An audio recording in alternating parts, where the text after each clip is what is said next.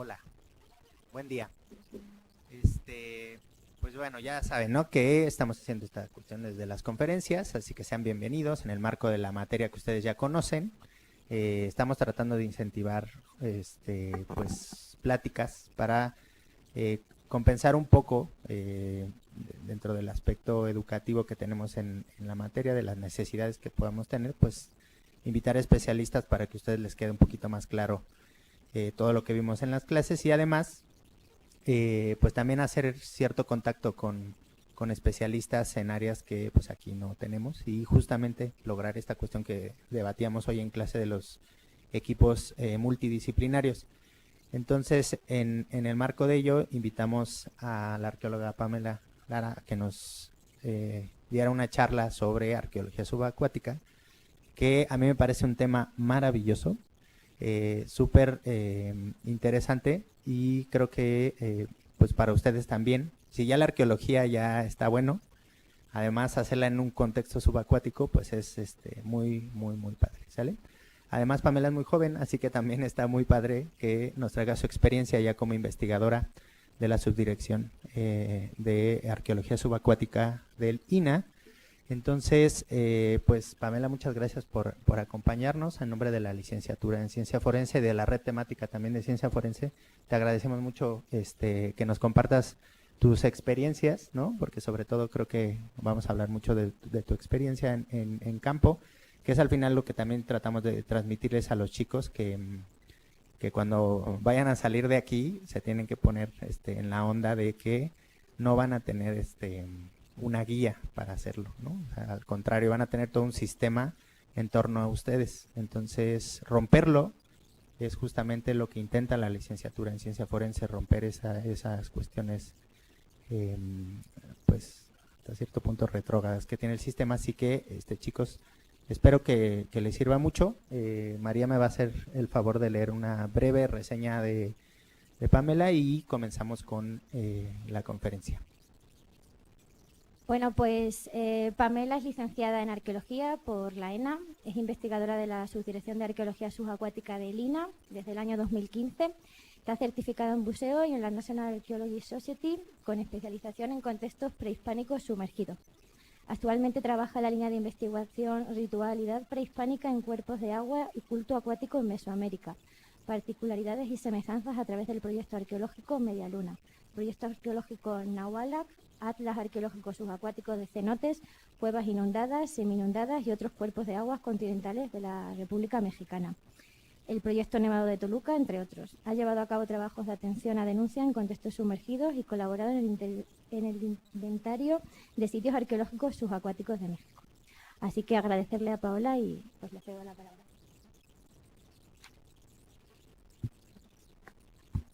Bueno, buenos días a todos y muchas gracias por la invitación y porque ustedes están acá. La verdad, Misha me pidió que les explicara un poco sobre las técnicas de investigación que nosotros llevamos a cabo en el agua. Es muy extenso el tema, entonces voy a tratar de ser muy concreta. Igual si tienen cualquier duda o quieren que profundice más en un área en específico, pues al final me pueden preguntar lo que quieran.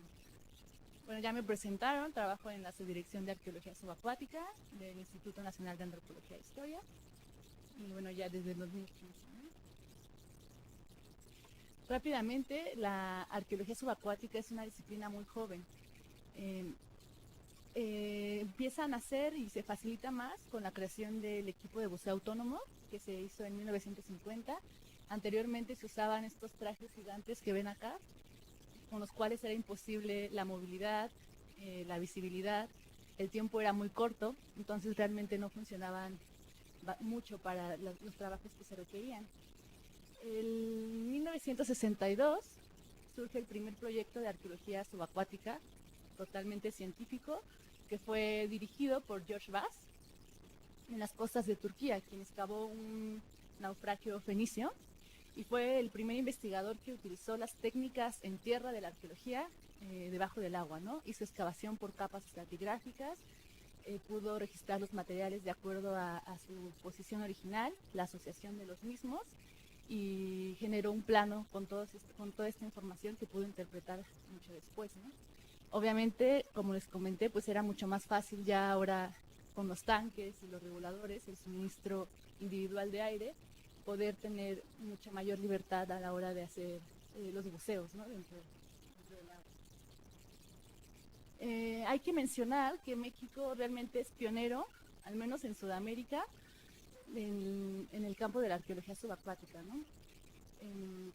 Hubo trabajos previos a la creación como tal del instituto que se dedicara a esta área de la arqueología, como por ejemplo los de Piñachán en el cenote de Chichén Itzá, algunos otros exploradores, como decía Charnay, que también visitaron varios cuerpos de agua y estuvieron sacando objetos.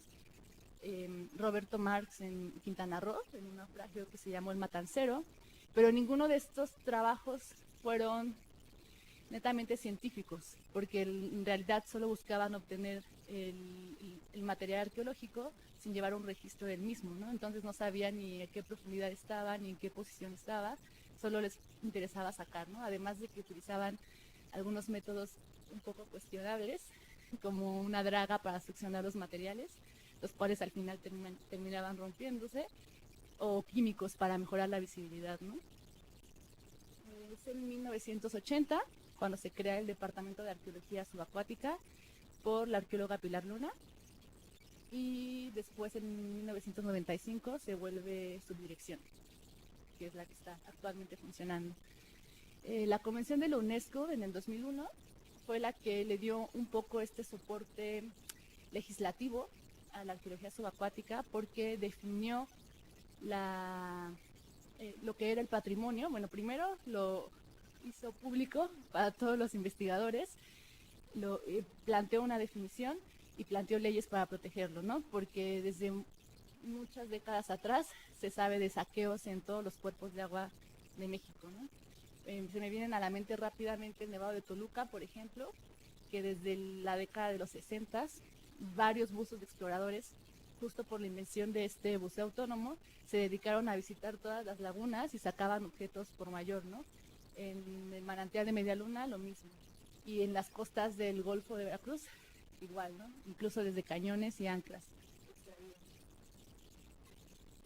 Y bueno, la arqueología subacuática tiene líneas de investigación muy diversas, tenemos contextos muy diversos que van desde lo prehispánico, por ejemplo, la cuestión ritual, las ofrendas, depósitos funerarios, sacrificios, pero también tenemos la parte histórica, ¿no?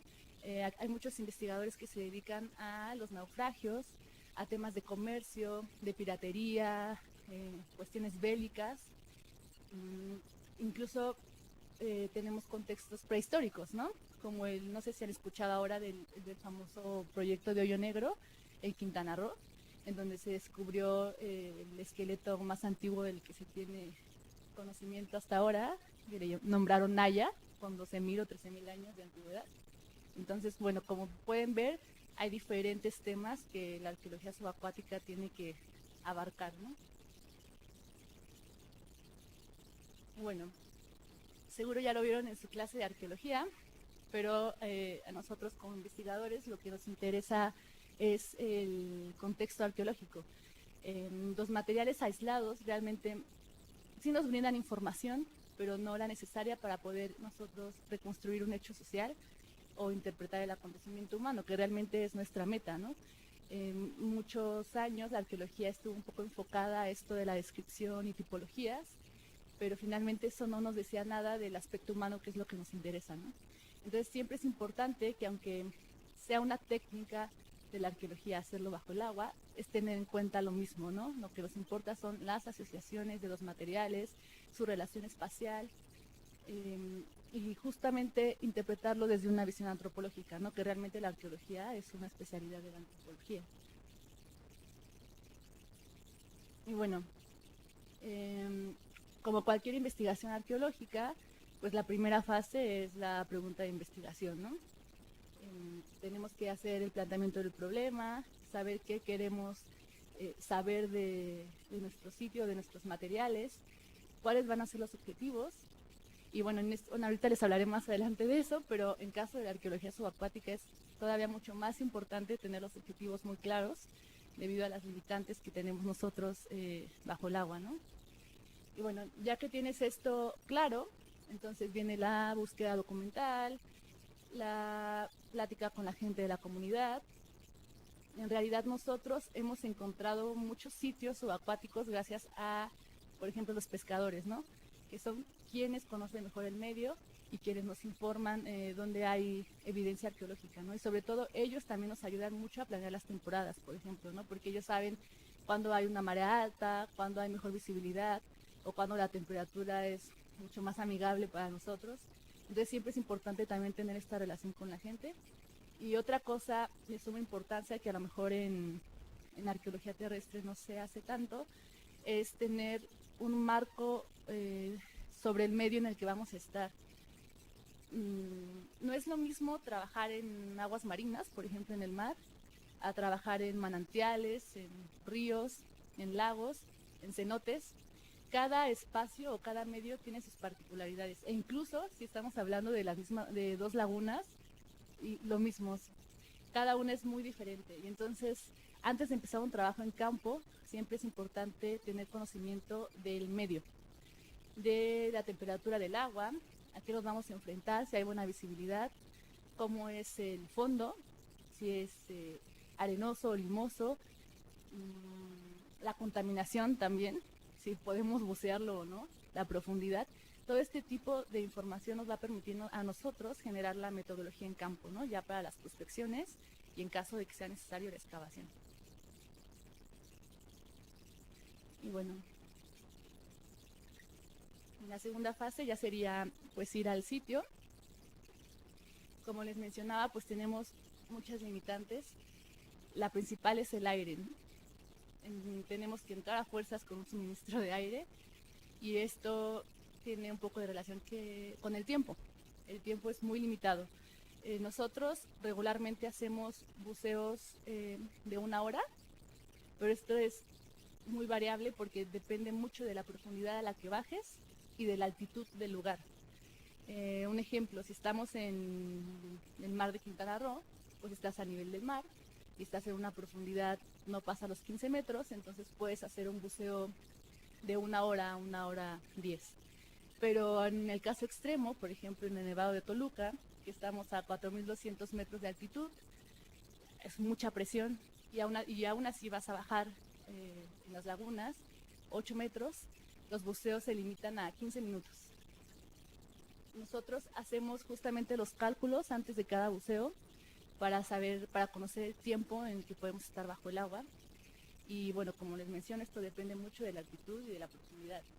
Y también va encadenado con la cantidad de buceos que podemos hacer al día. No podemos pasar todo el día buceando porque nosotros al descender vamos acumulando nitrógeno. Utilizamos aire comprimido para poder suministrarnos de aire y mientras más descendemos el nitrógeno se va acumulando en la sangre. Entonces siempre es muy importante tener este tiempo de superficie entre buceos para poder dejar que se vaya liberando el nitrógeno, ¿no? Entonces no puedes hacer muchos buceos en un día porque necesitas este espacio para que tu cuerpo lo libere. Si no se libera, puede atraer muchos problemas, ¿no? Como principalmente de descompresión, que esto significa que el nitrógeno se acumula, genera burbujas y estas pueden dañar tanto tejidos internos como obstruir, ¿no?, los vasos sanguíneos. Entonces siempre es muy importante conocer la cantidad de tiempo correcta para bucear, no pasarse de eso y de acuerdo a la profundidad a la que estés, pues realizas ciertas paradas, nosotros llamamos de seguridad o de descompresión, que es si estás buceando a 15 metros, subes a 5 metros y te esperas un rato a que se vaya liberando el nitrógeno, ¿no? Porque el ascenso no puede ser tampoco muy rápido, porque entonces esto crea mucha más presión y se genera mucho más burbujas. Pero bueno, espero que me dé a entender, si no me preguntan al final. Otra limitante es la profundidad. Realmente con el aire comprimido con el que entramos no podemos bajar más de 60 metros. Se puede hacer, pero ya con una combinación de aire, de diferentes aires y también con diferentes técnicas, ¿no? Ya es un buceo mucho más especializado que requiere mucho más conocimiento, mucho más control del equipo y de la combinación de los gases, ¿no? Esa es otra limitante que tenemos. La visibilidad es terrible. Bueno, hay lugares donde es muy buena y muy amigable, por ejemplo en las costas del Caribe, pero hay otros sitios donde en verdad es muy complicado trabajar. Sobre todo esto se da en los cuerpos continentales, ¿no? En ríos, en lagos, donde el sedimento es, por ejemplo, muy limoso, y esto ocasiona que con cualquier corriente o incluso tú mismo, cuando vas cerca del fondo, se levanta las partículas y tarda muchísimo en volverse a depositar, y entonces esto ocasiona que la visibilidad ya esté muy, muy mal, ¿no? Solo puedes ver 1 metro o a veces menos, ¿no? Pienso, por ejemplo, en un caso que se dio en Argentina, en Santa Fe, La Vieja se llama, donde estaban excavando una villa española, de las primeras que se hicieron allá, y la visibilidad era cero. Entonces tú le estás leyendo los informes de campo, la metodología que utilizaron, y realmente mencionan que todo lo hacía con las manos, ¿no? Ni siquiera podían usar cintas métricas, y aún así excavaron trincheras de 50 metros para despejar la villa, ¿no? Entonces sí se puede hacer, pero es muy complicado. Y como les menciono, todos los cuerpos de agua son diferentes. O sea, tú puedes llegar tal vez con una idea previa de tu investigación que ya hiciste en gabinete, pero a veces a la hora las condiciones no son las ideales y pues tienes que adecuar tus técnicas, ¿no? Bueno, otra limitante es la temperatura. El caso más extremo, pues otra vez me remito al Nevado de Toluca. La temperatura del agua son 7 grados más o menos en promedio, que sería muy fría, demasiado fría. Entonces, incluso con el traje de neopreno que utilizamos, no se podía bucear tanto tiempo. Hay trajes secos en buceo, que estos te permiten pues resguardar un poco más el calor, pero aún así es muy complicado poder mantenerte y hacer el trabajo de temperaturas tan frías, ¿no?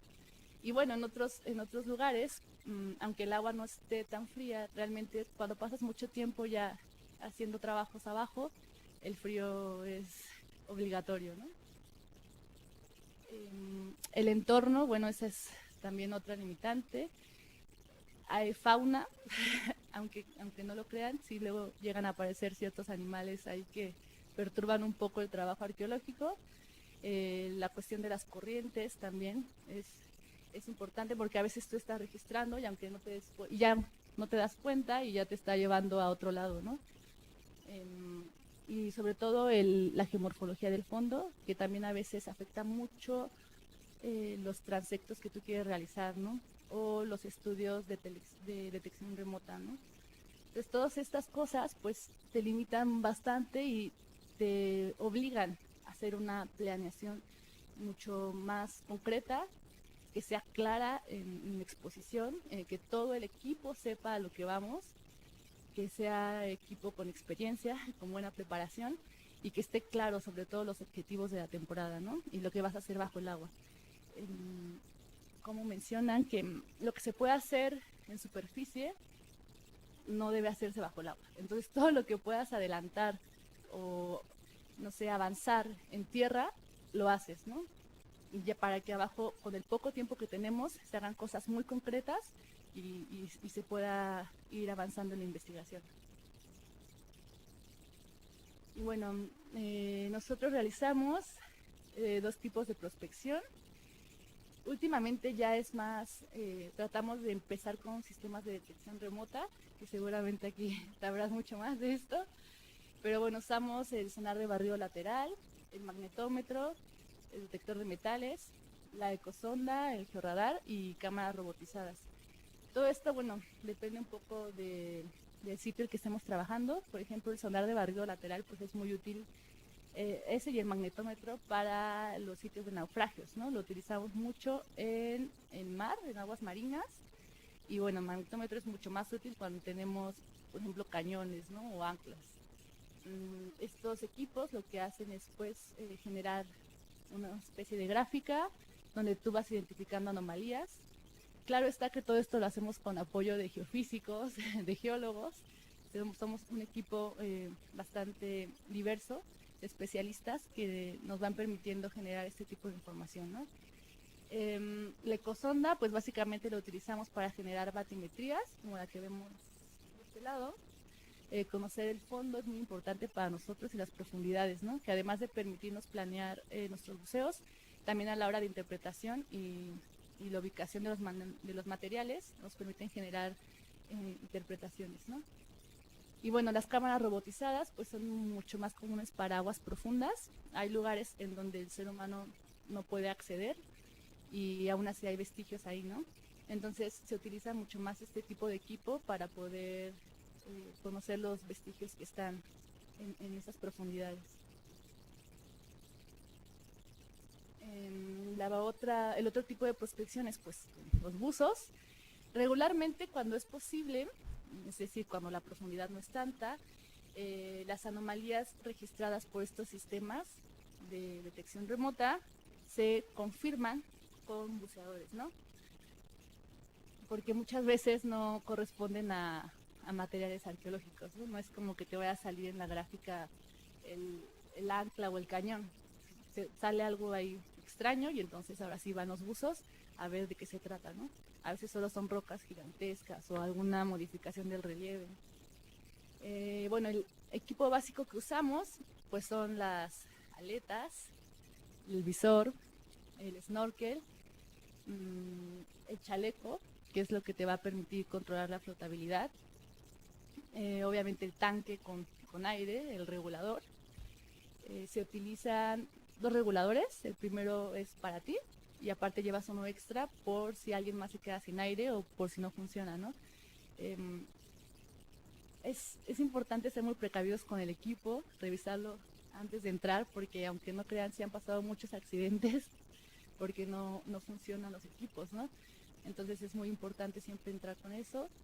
También, bueno, el cinturón de plomos, los plomos, que es lo que te va a permitir descender. Y bueno, y otro tipo de cosas que ya dependen del sitio que estés trabajando y de lo que vas a hacer, ¿no?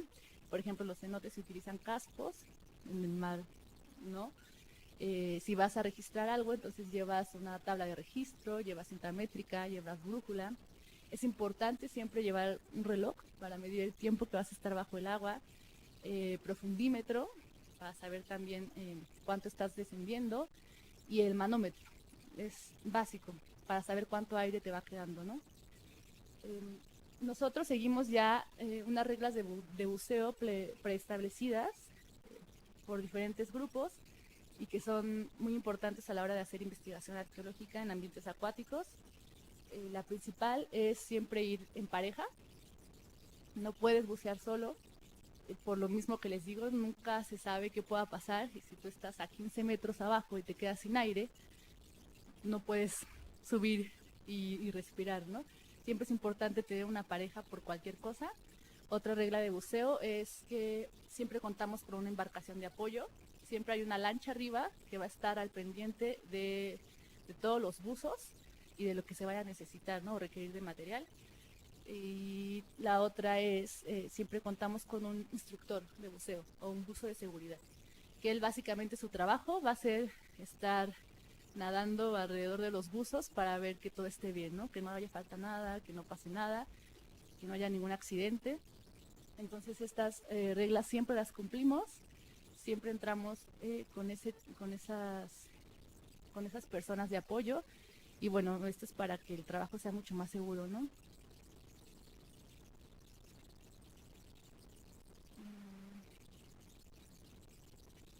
Bueno, como les mencionaba, las prospecciones realmente van a depender mucho del medio.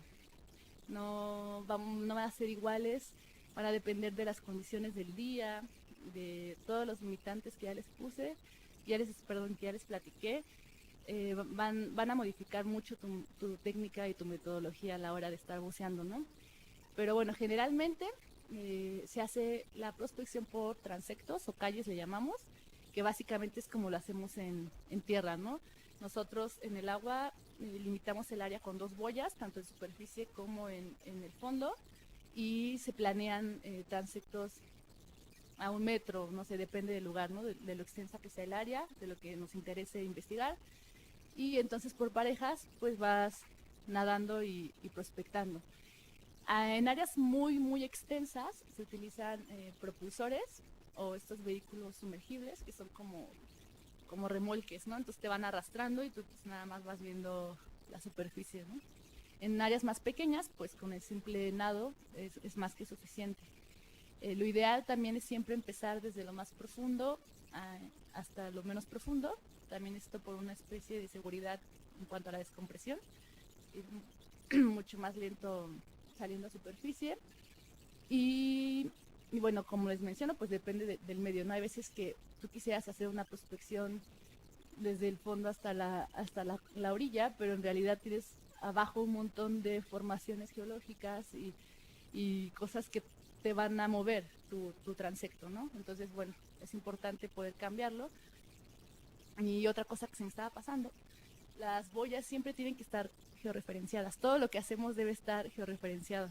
Entonces es importante tomar el punto de inicio, ya sea con GPS, y tener todos estos datos para nuestro sistema, nuestra base de datos y hacer los planes, los mapas y los recorridos y ubicar los materiales, ¿no? En las técnicas de prospección, cuando encontramos algo, utilizamos banderas, por ejemplo, o algunos pequeños plomos con números para saber del objeto, ¿no? Como menciono, bueno, ustedes seguramente también lo saben, la prospección es como un primer acercamiento al sitio, ¿no? Entonces, lo que nos va a servir va a ser para conocer el yacimiento, tratar de conocer la extensión del mismo, a qué profundidad están los materiales, con qué nos vamos a enfrentar en la excavación y justamente ubicar la problemática, ¿no? Que es lo más importante para poder planear la excavación de acuerdo al entorno. Otra técnica son los círculos concéntricos, que esta pues más bien es, tú usas una boya, un peso muerto y va a ser tu centro. A partir de ahí tiras una cinta métrica y entonces por parejas van cada metro recorriendo en círculo, ¿no? El área. Esto lo he visto un poco más útil en los cenotes, donde se tiene el derrumbe, lo que le llaman monte de debris, creo. Y entonces ahí es como tu centro, ¿no? Y a partir de ahí se tira la cinta y van los buceadores alrededor de él buscando material. Otra técnica es la línea de vida. Bueno, esta se utiliza en los cenotes para buceo y básicamente es que hay una línea ya hecha por el buzo más experto del equipo. Entonces tú te tienes que adecuar a ella, ¿no? Esto es más útil para cenotes con caverna, por ejemplo, ¿no? Donde no puedes salir a respirar a superficie, sino que te vas metiendo por cámaras y túneles. Y bueno, la exhaustiva es cuando ya de plano sabes que ahí hay material o te llegó la atención a la denuncia de que ahí hay un ancla, entonces pues ya no hay necesidad como de hacer transectos, más bien haces la georreferencia del punto y entonces te limitas a investigar esa área, ¿no? Bueno, la tercera fase es el registro y la excavación. Pongo registro primero porque en aguas marinas es un poco común encontrar materiales en superficie, ¿no? Que estén descubiertos. Entonces se debe hacer un registro previo antes de hacer la excavación. Lo básico es la planimetría, que básicamente es registrar todos los datos de nuestro interés en un plano georreferenciado con medidas reales, bueno, escala, con ancho, alto y profundidad. Y esto se hace a través de diferentes técnicas. Bueno, aquí les enseño. La primera, bueno, están registrando un objeto, ¿no? Directo. El otro es un plano de un naufragio de España, me parece. Y el siguiente es una ofrenda de copal y púas de maguey que se encontró en Nevado de Toluca. Y bueno, también tenemos ya nuestras tablas ya prediseñadas, que a veces son útiles, a veces no, todo depende de la extensión del sitio, pero bueno, ahí hay como cuadrículas donde podemos hacer los croquis rápidamente, anotar las medidas. Lo básico del registro, como en tierra, es tener siempre un datum, ¿no? Que va a ser tu punto que va a estar georreferenciado, ese no se tiene que mover, y entonces a partir de ahí ya se pueden aplicar bastantes técnicas de registro. Lo que hacemos nosotros principalmente es tirar una línea base, le llamamos, que a partir del datum se tira una cinta métrica, casi siempre orientada al norte, y a partir de ahí se van tomando medidas perpendiculares a la línea para ir ubicando los objetos, ¿no? Entonces, no sé, por ejemplo, en un naufragio se tira la línea base de popa a proa, y entonces ya vas registrando los cañones o las costillas o, no sé, los objetos que quiera registrar, ¿no? Otro tipo de técnica para objetos muy largos, por ejemplo, es la trilateración, en la cual se toman dos medidas de 45 grados de un mismo punto del objeto, entonces ya tienes la medida de largo, ¿no? del objeto, por ejemplo, en cañones, no sé, se me ocurre. Otras, pues es cuando son sitios muy, muy grandes y muy largos y no se puede, todas las medidas no se pueden tomar desde la línea base, entonces hacemos algo que se llama rumbo y distancia, que desde tu datum, otra vez, no sé, quieres medir un objeto o una vasija, entonces con tu brújula checas la orientación y con la cinta métrica la distancia a la que está, ¿no? Y ya llegando al objeto, entonces te pasas a otro con lo mismo, con la brújula y la cinta métrica. Y así vas haciendo tu plano. Es muy importante que todos estos datos estén muy claros, porque muchas veces son diferentes buzos quienes van haciendo el registro, justamente por lo que les digo de las limitantes de tiempo, ¿no? Entonces a veces tú puedes empezar un plano y tienes que subir y el siguiente buzo es el que tiene que seguir, ¿no? Entonces todas estas cosas deben ser muy bien explicadas en superficie, tener todos la misma idea de lo que se va a hacer y cómo se va a hacer, para que puedan continuar el trabajo diferentes personas, ¿no? Además, debajo del agua no podemos hablar, se me pasó decirles ese dato muy importante, y entonces no hay cómo comunicarse, siempre es con señas. A veces puedes con la tabla de registro escribir lo que quieres decir, pero si tu compañero está a 3 metros, pues no va a leer, ¿no? Y si la visibilidad es casi nula, pues no va a servir de nada, ¿no? Entonces casi todo debe aclararse en superficie, y abajo pues solo trabajar, ¿no? Obviamente tenemos señales básicas, ¿no? Como de me quedo sin aire o no sé, hay un tiburón atrás, pero siempre es importante tener todo muy claro, muy, muy claro. Como en tierra, también nosotros hacemos muestreo estratigráfico. Hay algunos lugares en donde se puede, hay otros lugares donde no, pero sobre todo en cuerpos continentales, donde el depósito de sedimentos siempre es muy común, se pueden hacer cortes estratigráficos. Digamos que aquí la diferencia es que regularmente necesitamos soportes, porque las paredes se vienen abajo, ¿no? Entonces, para hacer excavación siempre es importante tener algunas tablas, o tú lo vas ideando de acuerdo a tus necesidades, pero el chiste es sacar todas las capas de estratigrafía para poder relacionarla con los materiales, ¿no? En otras ocasiones pues no se puede, ¿no? Porque están a flor de piel los materiales, y pues no hay capas estratigráficas ahí, pero sí hay capas culturales, que es otra cosa. Y bueno, con esto, información previa, entonces tú decides si es importante la excavación, bueno, si es necesaria la excavación o no. En esta convención de la UNESCO que les menciono, se cuestiona mucho el excavar o no un contexto subacuático, justamente por la complejidad que conlleva hacer esto, ¿no? Más allá del equipo preparado, de las técnicas que se necesitan, del dinero que se necesita, también se tiene que garantizar la conservación del material, ¿no? El material que se saca del agua es mucho más, bueno, a veces se conserva, en ocasiones se conserva muy bien, pero cuando tú lo retiras del medio ya es muy frágil. Entonces, si vas a realizar una excavación y quieres extraer material, debes de garantizar la conservación. Y esto es tener un restaurador, tener un embalaje adecuado, tener un laboratorio adecuado para analizarlo y un lugar para resguardarlo. Entonces, todo esto implica mucha logística y muchos especialistas y también mucho dinero. Entonces, siempre es importante contemplar si en verdad, bueno, la importancia científica del yacimiento, si en verdad va a importar información, y sobre todo otra de las cosas que se tienen que ver es si está en peligro de conservación, ¿no? Porque si es un sitio que ya sabes que los buscadores de tesoros están ahí porque van a sacar el material, pues no queda de otra más que excavarlo y procurar el material, ¿no? Para hacer la excavación nosotros utilizamos las manos, no se usan estas cucharillas ni palas como en tierra, todo es con las manos.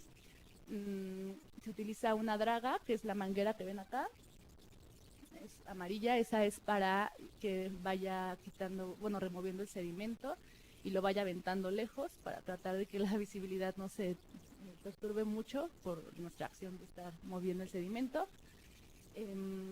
También tratamos de utilizar retículas rígidas, le llamamos, que ya están previamente hechas en superficie, entonces nada más las bajamos y las posicionamos en un lugar, que a veces no es tan fácil porque el relieve del fondo es medio complicado, entonces a veces no queda de otra que tú hacer tus retículas allá abajo, ¿no? Pero pues es importante también que estén bien posicionadas, todo georreferenciado, y que no se muevan, ¿no? Porque si no te alteran todo. Y ya con la retícula abajo, pues se hace igual que en tierra, se va excavando, se va registrando, se toman medidas, se hacen dibujos, se toman fotografías y videos. Ahí falló mi presentación.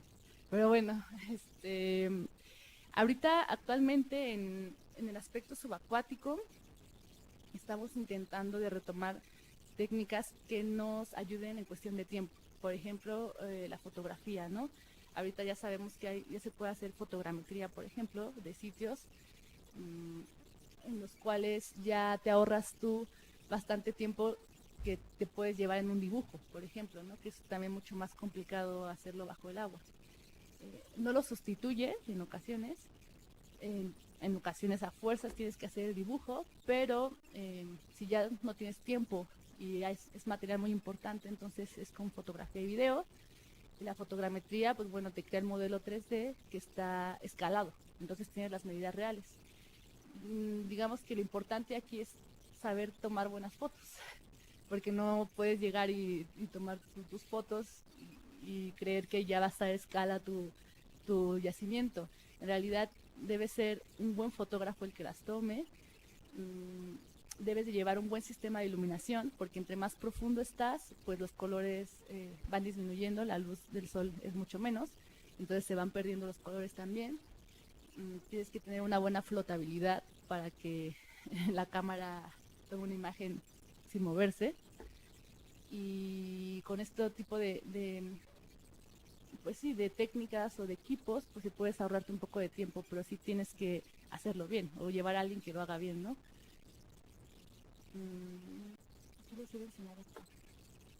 Bueno, estos son unos cráneos que encontramos en unos cenotes. El otro es una parte de una vasijas abajo, y abajo estaba un depósito de niños, pero se tapó por esta imagen del buzo excavando. Pero bueno, el registro pues siempre es como en tierra, ¿no? A todo momento, profundidad, medidas de largo, de ancho, la asociación de los objetos, y bueno, finalmente pues ya en tierra puedes ir analizando los dibujos o las fotos que hayas tomado, ¿no? Como les mencionaba, pues ya evalúas tú si lo recuperas o mejor lo entierras de nuevo.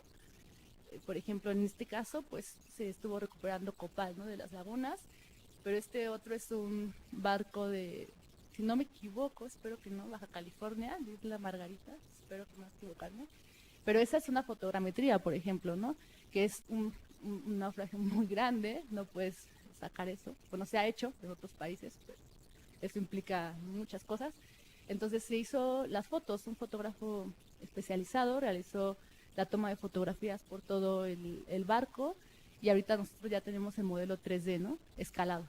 Entonces es mucho más fácil para analizar que estando en el agua cuando tienes 45 minutos nada más, a ya tener tu modelo a escala, y en la computadora pues lo vas analizando lo que quieras, ¿no? Moviendo como quieras.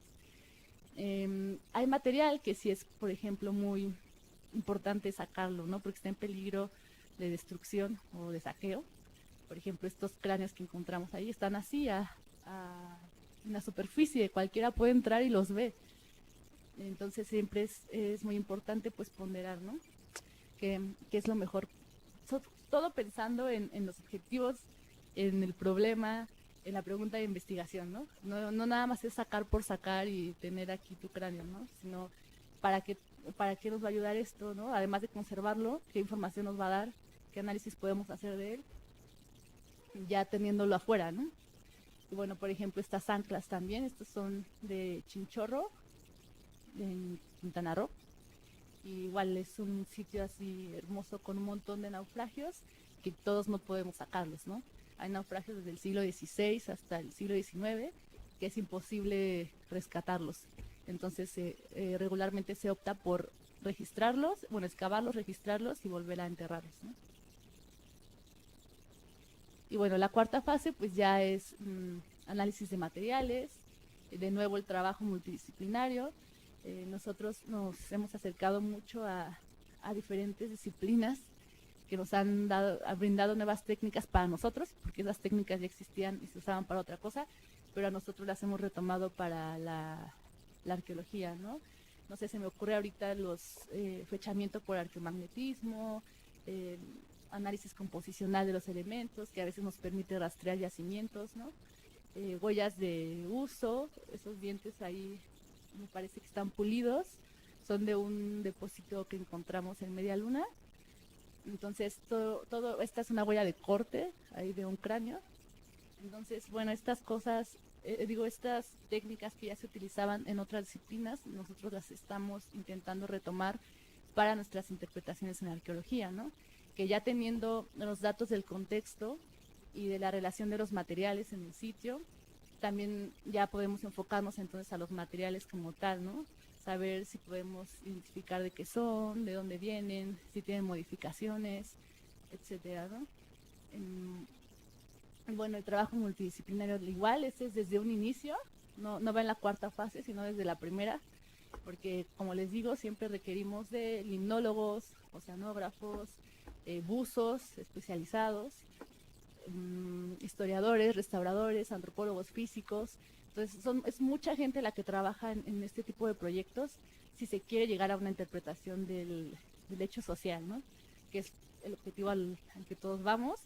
Y bueno, pues todo termina, o debe, no termina, pero todo tiene que seguir con una publicación de los datos, ¿no? Siempre es importante dar a conocer el trabajo, compartirlo con la comunidad y con bueno, tanto la comunidad científica como el público en general, y seguir trabajando. Bueno, justamente compartirlo es lo que posibilita esta discusión, ¿no? Y eso es lo que va generando conocimiento. Y bueno, finalmente pues les voy a hablar nada más muy poquito de los proyectos que tenemos actualmente en la Subdirección de Arqueología Subacuática. Como se imaginarán, son diferentes líneas de investigación en sitios bien diferentes. El primero es una imagen de Nevado de Toluca, que ya lleva muchos años trabajándose, donde se hicieron 3 temporadas de campo, se bucearon las 2 lagunas, la del Sol y la de la Luna, y creo que lo peculiar de este sitio es la conservación del material orgánico que no se ve en otros lugares, ¿no? Por ejemplo, se rescataron cetros de madera en forma de serpiente, copales, púas de maguey, cosas que en otros lugares no se conservan tan fácil. Entonces, bueno, este proyecto ya lleva bastantes años y básicamente se concentra en el tema ritual, ¿no? En los volcanes. El otro de al lado es el proyecto de arqueología marítima del puerto de Acapulco, el cual yo creo que tampoco tiene tanto, pero han salido resultados muy importantes. Se me olvidó mencionar que aunque seamos subacuáticos, no todo lo hacemos dentro del agua. Siempre hacemos también, o procuramos cuando se puede, hacer prospecciones y excavaciones en tierra, ¿no? Es necesario ver de forma integral los sitios, ¿no? Aunque estemos, como les menciono, trabajando, no sé, un naufragio aquí en Acapulco, un naufragio en el mar, no debemos de dejar de pensar en la relación con la tierra, ¿no? Entonces, por ejemplo, aquí se hicieron excavaciones en el puerto de San Diego, en un proyecto donde se está analizando la ruta del Galeón de Manila, y pudieron encontrar materiales así increíbles, ¿no? Cantidad de porcelana china que no se ha visto en ningún otro lugar, y todo esto fue en tierra, por ejemplo, ¿no? Entonces siempre también procuramos nosotros hacerlo de manera integral, en el agua y también en tierra. La imagen de abajo es el proyecto que les menciono de Hoyo Negro. Lo coordina Pilar Luna. Y ese es más prehistórico, ¿no? Porque tiene restos de fauna que no estaban registrados para este continente, y es donde se encontró el esqueleto que les comento, ¿no? De Naya. Otros proyectos es en el volcán Iztaccíhuatl. Está un proyecto coordinado por la arqueóloga Iris Hernández, que también es un cuerpo de agua temporal. Entonces, aquí no hacemos buceo, procuramos ir cuando el nivel del agua es bajo. Se ha hecho excavación, se han encontrado ofrendas, vasijas de cerámica, piezas de lítica. Y también está relacionado con el agua, ¿no? Porque está en una zona de manantiales. Otro proyecto es Media Luna, ese es en San Luis Potosí, es un manantial que tiene 36 metros de profundidad máxima, y bueno, de él han salido tanto figurillas y vasijas como restos óseos de infantes y de adultos, ¿no?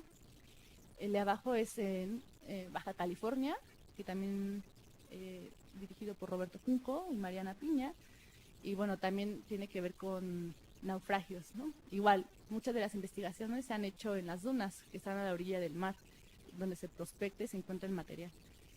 El otro que les menciono es Banco Chinchorro, el cual lo lleva Laura Carrillo, también de la subdirección, y es muchos naufragios de muchas temporalidades que se están investigando cada uno, ¿no?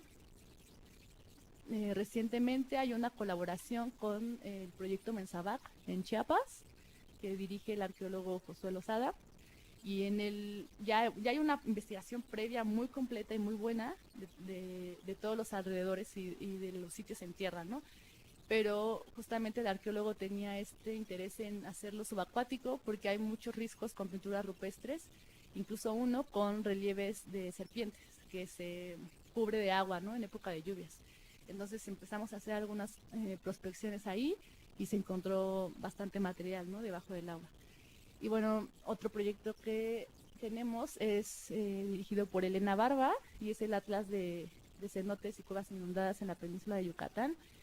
Como saben, los cenotes tienen un montón de material, entonces básicamente es un proyecto muy grande y muy complejo, donde se registran principalmente restos óseos y materiales cerámicos, ¿no? Y bueno, además de eso, pues tenemos una cosa que se llama proyectos especiales, que son como atenciones a denuncia, ¿no? Entonces a veces nos llegan casos de algún material en el mar o en algún lago o río en el que nos piden que vayamos a revisar, ¿no? Y ya si nosotros al prospectar y al hacer los buceos nos damos cuenta que a lo mejor es de interés científico ese sitio, pues ya se plantea un proyecto como tal, ¿no? Como los que les mencioné anteriormente. Y bueno, en pocas o muchas palabras, básicamente es todo. Cualquier duda que tengan, pues aquí se las puedo responder. Muchas gracias.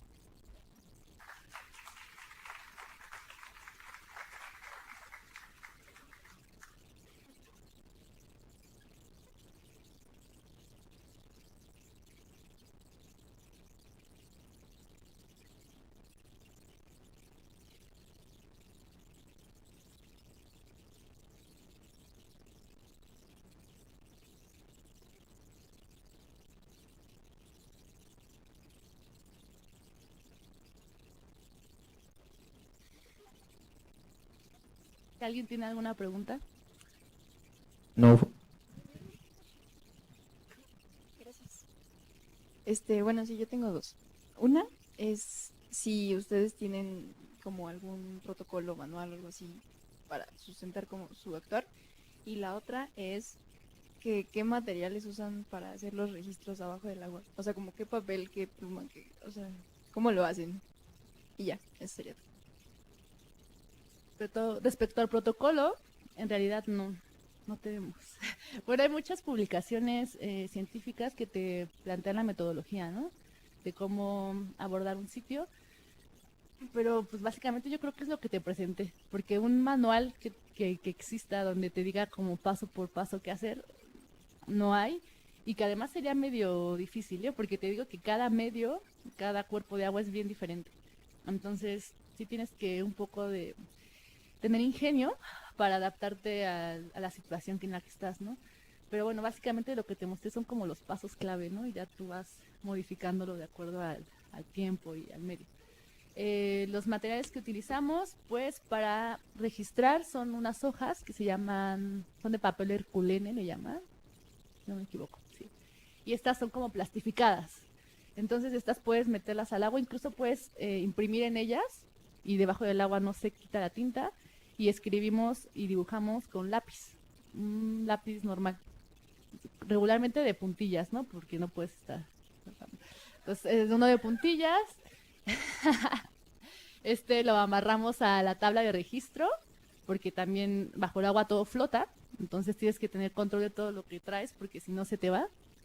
Entonces es la tabla de registro, nuestra hoja de papel herculene, el lápiz amarrado, y con eso hacemos los dibujos y no se despintan ni se mueve nada, todo queda ahí.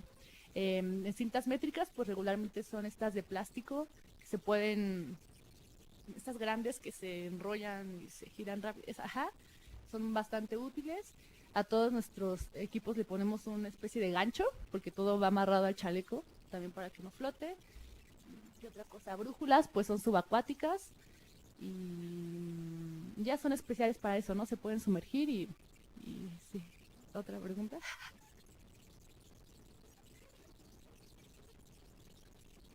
No, bueno, no, lo borras con la goma.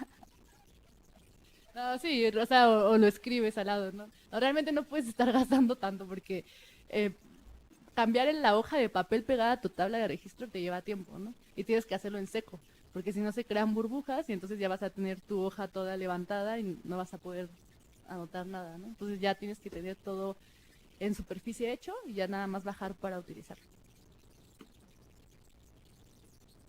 De nada.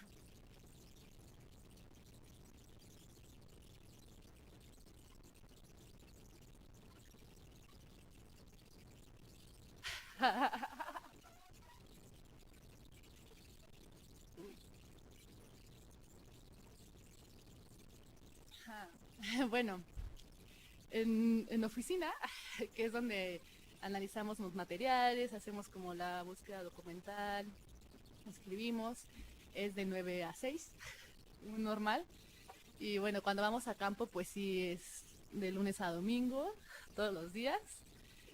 Regularmente es levantar muy temprano, desde las 6 o 7 de la mañana, un desayuno ligero y empiezan los buceos, ¿no? O sea, realmente buceas, ¿qué será? En promedio 45 minutos, pero la logística previa es muy tardada. O sea, tienes que llenar tanques, tienes que moverte a los sitios, a veces no son de tan fácil acceso, ¿no? Entonces tienes que llevar tu camioneta con todo el equipo, que aparte es un relajo porque son los tanques, son los chalecos, son los reguladores, son este equipo básico de aletas, traje de neopreno. Entonces, y además el de registro, ¿no? Entonces llevas también las tablas de registro, las cintas métricas, las cámaras. Entonces, todas son cajas gigantescas que van atrás de la camioneta. Y entonces, si te levantas a las 7 y llegas al sitio como hasta las 8 o 9, si bien te va, y en lo que preparas el equipo, en lo que acomodas tu chaleco, tu regulador, en lo que vas por tabla de registro, ya eso te lleva otra hora, yo creo. Y si hablamos de cenotes, por ejemplo, pues ahí es otra hora, porque entonces tienes que idear la forma de bajar en el tiro para después hacer el buceo, ¿no? Entonces ahí ya se encarga otros especialistas de hacer todos estos amarres ahí para que poder bajar al buzo. Y bueno, ya que estás buceando, pues ya son 45 minutos, pero sales y bueno, entonces ya es el trabajo pues de recopilar la información, de pasarlo a la computadora, de revisar los dibujos, checar qué te faltó, si las fotografías están bien o si no, o si se requiere de otro buceo. Entonces realmente es todo el día, desde las 7 de la mañana hasta las 6, 7, 8 de la tarde, ¿no? Que ya llegas al campamento y a dormir, ¿no? No, a llenar tanques y después a dormir. Entonces sí en campo es muy pesado. Aunque los buceos sean muy cortos, sí requiere de mucha logística ese trabajo. Entonces sí es prácticamente todo el día, todos los días. Sí, de nada.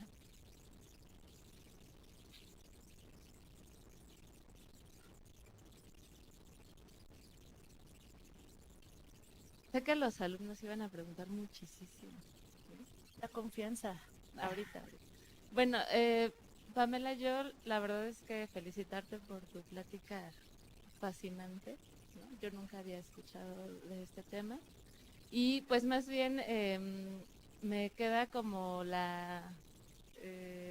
pues no sé, la sensación de que deberías de apoyarnos después en una clase de metodología, que aquí está uno de los profesores también. Sabes que, o sea, tú mencionaste que aunque no hay protocolos, sí tienen que tener, o sea, si hay un trabajo delimitado que he escuchado, pues es el tuyo, ¿no? Empezando por los tiempos, por todas las condiciones físicas. Entonces, eso que dices que tienen 45 minutos, deberíamos comentarlo con nuestros alumnos tesistas, por ejemplo, ¿no? En 45 minutos ustedes tienen que recabar toda la información y aparte está totalmente, pues no, a mí cada cosa que decía se me hace pues muy complicado, ¿no?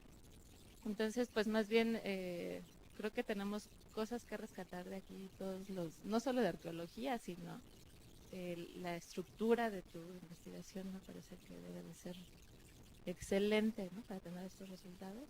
Y pues yo... Así, ¿eh? Siempre pasa algo. Siempre.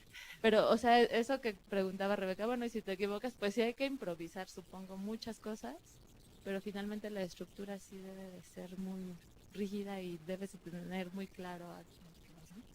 Entonces, yo te invitaré, le pediré a Mirsha tus datos en algún momento. Claro que sí. Para que nos platiques mucho más de tu metodología. Claro, gracias.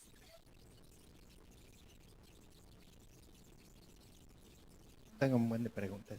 No voy a preguntar nada.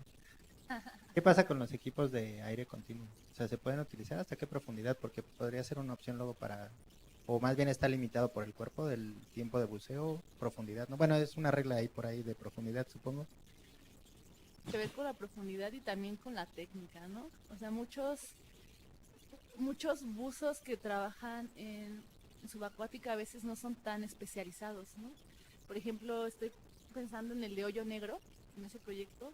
Pues es un cenote súper complicado porque es de caverna, entonces ahí ningún arqueólogo entra.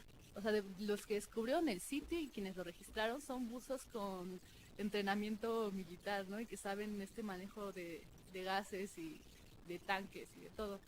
Entonces, bueno, o sea, sí se puede usar, pero sí requiere de gente mucho más especializada para poder hacerlo, ¿no? Regularmente nosotros, no, bueno, sí hay algunos compañeros de trabajo que sí lo hacen, pero regularmente los sitios tampoco que estamos actualmente investigando no están tan profundos. Entonces no se requiere de ese tipo de tema. Pero sí se puede, sí. Y otra era, no sabía que había sido fundada la división por una mujer, lo cual está, y has nombrado durante el proceso, pues muchas chicas que están trabajando, o sea, mujeres, ¿no? El papel de la mujer dentro de la arqueología subacuática, o sea, está muy bueno resaltarlo, y en ese contexto aquí en la licenciatura también hay un alto porcentaje de chicas, ¿no? O sea, tenemos un gran número de mujeres en todo, dentro de equipo académico, de trabajo y estudiantes. Entonces también se tiende a esa proporción, lo cual me parece que es muy bueno. Pensando en el sistema de justicia, por ejemplo, muy maravilloso, ¿no? Que lleven la cuestión desde la óptica las mujeres, ¿eh? Realmente aquí en México fue Pilar Luna como la pionera de, pues tanto de traer las técnicas como de empezar la cuestión institucional. Ella fue alumna de George Bass, que fue bueno, se considera ahora el padre de la arqueología subacuática. Incluso ella se fue a excavar con él allá a Turquía y ella fue quien, digamos que apoyó mucho esta idea de formar especialistas aquí en México, ¿no? Entonces muchos de los cursos que se dieron en los 80s fueron por ella, ¿no? Ella fue quien trajo los especialistas de otros lugares a formar gente de acá. Y bueno, pues, también gracias a ella se formó el departamento y hay una legislación mucho mejor para proteger el patrimonio sumergido. Entonces sí, su papel es todavía muy importante, ¿no? Actualmente todavía trabaja en la subdirección, pero ya se enfoca mucho más al proyecto de Hoyo Negro. Y, bueno, otra era la cuestión de la certificación. o sea, lo sacas una vez y ya, chao, o hay una revisión cada tantos años, ¿cómo es? Platícanos un poco sobre eso. Y además si lo cubre o sea, el INA, o lo tienes que pagar tú. Digo, en este aspecto también de pegarle a la estructura gubernamental que siempre nos deja ahí de la... Bueno, sí hay, las certificaciones de buceo dependen mucho bueno, no sé si llamar la agencia o el grupo que te certifique, ¿no? Hay lugares donde sí te dura toda la vida la certificación, como PADI se llama, creo. Hay otras que sí, cada 3 años tienes que hacer como un medio examen, ¿no? O demostrar que has estado buceando constantemente y ya te vuelven a emitir tu certificación. Eso es cierto, se me olvidó mencionarles que llevamos siempre una bitácora de buceo. O sea, siempre tenemos que saber el tiempo que estamos buceando, el aire que gastamos, y esta bitácora también te funciona para que tú lleves la cuenta de tus buceos y entonces puedas también tener más, bueno, otro tipo de certificaciones. Pero sí, eso depende como del lugar donde lo hagas, ¿no? ¿Qué otra cosa me preguntaste? Me olvido. Pero había algo más. Ah, sí, bueno, no siempre. Realmente tú llegas ya como con la certificación y entonces ya ahí pues vas pues apoyándote a veces con la institución, ¿no? Cuando se puede, en otro tipo de cursos, ¿no? Por ejemplo, se me olvidó eso que iba a comentar, esta certificación de arqueología náutica, Nautical Archaeology Society, esa también te dura creo que toda la vida, y esta sí es mucho más enfocada a la arqueología, ¿no? Este es un curso aparte de buceo que tienes que hacer. El de buceo es como recreativo, como lo básico, ¿no? Que tienes que saber para estar debajo del agua, y ya esta otra sí ya va más enfocado al registro, ¿no? Ya un trabajo arqueológico. Entonces ahí sí te enseñan más a cómo hacer el uso de tablas, o la flotabilidad, o cómo hacer mediciones, y esa certificación te dura, ¿no? Y puedes como seguir avanzando, ¿no? En fotografía, no sé, especializándote en cosas, ¿no? De buceo pues también hay muchas especialidades, hay de cuevas y cavernas, ¿no? Espeleobuceo, o sea, sí es un mundo de certificaciones, muy caras todas, pero bueno, el instituto te apoya cuando puede, a veces. Si corres con suerte. Si no, pues tú, ni modo. Tienes que, para hacer lo que te gusta, pues ya, tienes que hacerlo.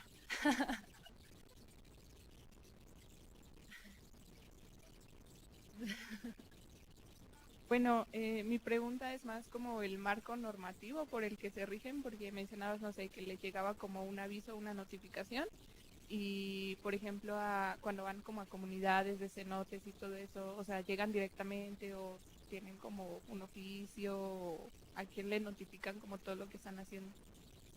Regularmente el Instituto Nacional de Antropología e Historia ya, o sea, nosotros llegamos con un oficio que nos permite entrar a cualquier lugar, ¿no? Ya con ese oficio ya digamos que el instituto nos respalda y entonces puedo entrar. Pero nunca lo hacemos así. O sea, siempre nos acercamos primero con los presidentes municipales o con los ejidatarios, ¿no? Por ejemplo. A veces con la marina, o sea, depende del lugar, pero siempre es con las autoridades, siempre, todo el tiempo. Antes de hacer un trabajo en campo, siempre es acercarnos con ellos, tener su consentimiento, platicarles lo que vamos a hacer, que ellos estén enterados. También esto nos sirve mucho para que igual lo protejan, ¿no? Porque nosotros no podemos estar ahí tanto tiempo, nuestras temporadas son 15 días, un mes, y después ya vente para la ciudad, ¿no? Entonces no podemos estar vigilando los sitios. Entonces siempre tratamos como de integrar tanto a las autoridades como a la comunidad. Pero pues en la cuestión normativa realmente pues con el oficio del instituto pues vamos, ¿no? Y obviamente también hacemos el proyecto de atención a denuncia, se manda a Consejo de Arqueología, ellos lo aprueban, entonces también si queremos sacar materiales, eso ya es totalmente legal, pero sí siempre procuramos hablar con la comunidad. De nada.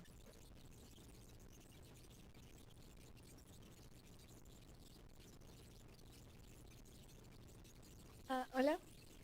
Ay, yo estoy impresionada con todo esto, de verdad. No inventes, de verdad. Felicidades por hacerlo en 45 minutos o menos. Nosotros nos aventamos 3 horas aquí, no logramos nada y estamos en tierra. Mi pregunta va relacionada a cuando están en las intervenciones, si se han encontrado con algo que en lugar de pertenecer al contexto arqueológico pertenezca más como al contexto forense, como, no sé, restos de una persona que hayan intentado desaparecer. Si es así, ¿cómo proceden con eso? ¿Qué hacen con ello? ¿Qué sigue? O si alguna vez los han llamado como específicamente para eso, como pues se tiene registro de que se tiraron personas ahí y encuentran algo así.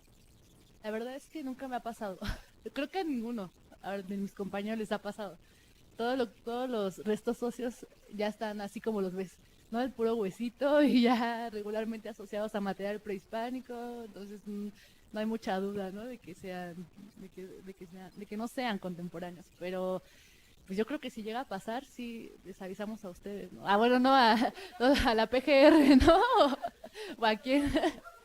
Sí, no sé cómo voy a hacer eso, pero la verdad es que nunca hemos tenido ese tipo de experiencias, que pues, igual y sí puede pasar. No es lo que platicaba en la mañana con el doctor Misha.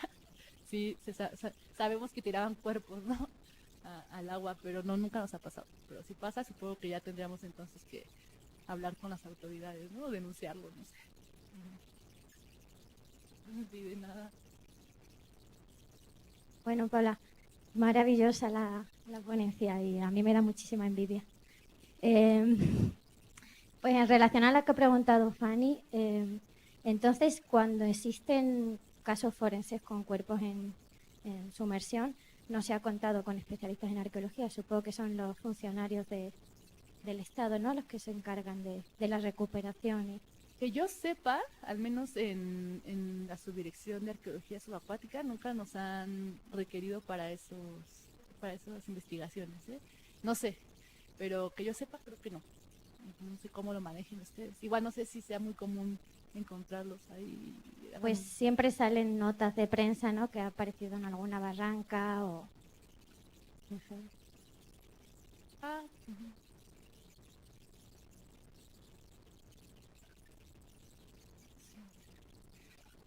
Ajá.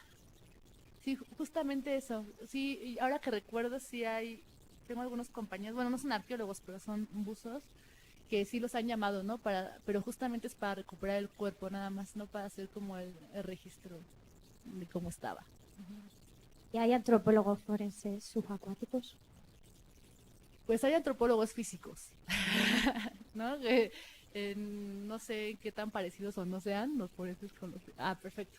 No, sí hay. En la subdirección tengo un compañero, Salvador Estrada.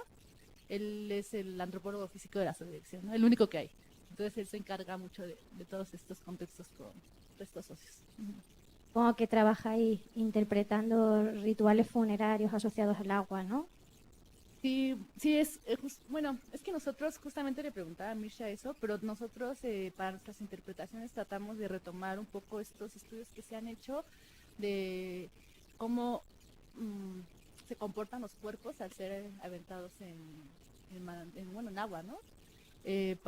Justamente para la interpretación en Media Luna nos salieron dos depósitos funerarios, bueno, no, dos restos óseos de niños y uno de un adulto, ¿no? Entonces justamente nosotros tratamos de acercarnos mucho a este tipo de estudios porque es lo que nos permite a veces definir en este caso, por ejemplo, que desde mi punto de vista eran depósitos funerarios y no eran cuestiones de sacrificio, ¿no? Porque justamente como se comporta el cuerpo en el agua, es con el estudio que nosotros leímos, que no me acuerdo de los investigadores, no sé si ustedes tengan esa referencia, pero bueno, ahí lo tengo anotado. Justo ellos nos mencionan cómo se van descomponiendo el cuerpo, cómo se va desarticulando, qué partes son las que primero se van dispersando, ¿no? Cómo va flotando, ascendiendo. Entonces todo esto nosotros lo retomamos, bueno, yo lo retomé justamente para proponer que eran más bien depósitos funerarios y no cuestiones de sacrificio que se aventaba la gente, ¿no? Porque justamente teníamos los restos óseos en posición anatómica, ¿no? No estaban todos desperdigados. Entonces sí retomamos un poco estos estudios de ustedes para tratar de hacer nuestras interpretaciones. Y sería tafonomía, ¿no? Tafonomía, ajá, sí. Si nosotros le llaman un poco como bioarqueología ahora, pero justamente es eso, ¿no? El proceso tafonómico que sigue el cuerpo. Uh-huh. Y otra curiosidad, habías hablado del proyecto en el Nevado de Toluca. Habían aparecido o habéis recuperado muchos materiales biológicos, orgánicos. en perfecto estado de conservación. ¿A qué se debe? A la altitud, a la baja temperatura, a la alta concentración de sales. Eso también sería tafonomía, ¿no? Analizar todas esas variables. Híjole, ahí sí, no soy tan experta en eso, pero la verdad, yo creo que sí tiene que ver un poco con la temperatura y la química del agua de ahí, ¿no? Porque, pues ya para que se conserve madera, te digo que son cetros de madera así en forma de serpientes gigantescos, copal y púas de y maguey, hay hojas de maguey todavía ahí. Entonces, la verdad no sé a ciencia cierta por qué, pero creo que tiene que ver con esas dos variables, ¿no? Ujú. Sí. ¿Dónde se conservan mejor los huesos? ¿En depósitos dulces o salinos? Bajo tu experiencia. Bajo mi experiencia, solo he visto en agua dulce. En aguas marinas no me ha tocado ver ningún resto óseo, ni uno solo. Y ahora que lo pienso, creo que ningún proyecto que se haya hecho en aguas marinas ha salido hueso. Siempre es como madera, metal, vidrio, porcelana, pero hueso no, ¿eh? Solo en aguas dulces. Ujú. Sería cuestión importante ver eso. A ver, Muchas gracias y felicidades. gracias a ti. Hola, ¿qué tal? Felicidades por tu presentación. Creo que es una disciplina muy importante para la investigación criminalística, para la ciencia forense. Creo que la metodología que ocupan es muy susceptible de adecuarse a la investigación. Hay proyectos en Chile, por ejemplo, los carabineros tienen una división de criminalística subacuática, donde han adecuado todo este conocimiento, pero ya específicamente a la investigación científica del delito. Entonces, en México se están dando algunos brotes de grupos de criminalistas que se están organizando y que convendría mucho que se acercaran contigo para que pudieran hacer ahí alguna especie de colaboración, porque es un tema que pues está viendo cada vez más necesario, ¿no? Entonces, pues felicitarte nada más y pues si me lo permites acercarte a estos especialistas que te pudieran, creo que les vas a ser de mucha utilidad para adecuar estos conocimientos, porque es gente que se ha capacitado en buceo, que sí efectivamente tiene el conocimiento criminalístico, pero creo que es fundamental esto que tú ya tienes bastante logrado y de lo que pudiera salir algo muy benéfico para la investigación científica. Fíjate que no se me había ocurrido eso, ¿eh? Pero bueno, todo esto también es un trabajo de mucha gente, ¿eh? No crean que Claro. solo es mío, somos un equipo muy grande, tratamos de ir mejorando las metodologías, es una discusión constante, ¿eh? Pero sí, si gustas, estaría bastante interesante claro que sí. colaborar. Hace 4 años se presentó el proyecto de criminalística subacuática. Entonces, ha habido ya algunos acercamientos con instituciones, con Policía Federal sobre todo, y con la Marina, pero creo que no han todavía establecido algún departamento, alguna área específica como esta, ¿no? Creo que esto es lo más próximo y a lo que tal vez convendría más que se articularan estos equipos. Bastante. Todavía mucho más que a las instituciones porque garantizaría la objetividad de la investigación. Sí, sobre todo en este país, ¿no? Muy bien, felicidades. Gracias. ¿Una pregunta más?